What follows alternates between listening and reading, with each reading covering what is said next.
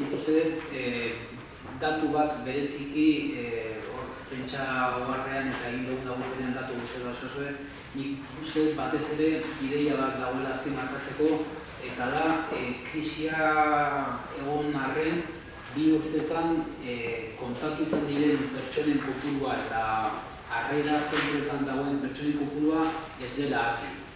Nahiko estable dela, bintzat ikuspegi orokor batetik ikusten baldin badugu pertsona hauen kopurua bai kalean eta bai harrera zentroetan edo pisuetan edo etxebizitzetan dauden pertsonen kopurua ez dela hasi, nahiko estable mantentzen dela eta hori esan dezakegu da dei efektorik edo horrelakorik ez da egon. Krisiak badituela gizarteak, bai familia sareak eta bai erakunde publikoen erantzunak badituela arazo hori erantzuteko indarra, indarra edo gaitasun. Ez nik uste hori dela xehetasunak aparte utziz hori dela azpimarkatu barrean mezu nagusia. Nik uste azpimarkatu behar dela badagoela esklusio, etxebizitzari buruzko esklusioa udalerri kontaketa egin den udalerri guztietan Sestao ezik aurkitu dela norbait kalean lo egiten, hori importantea da.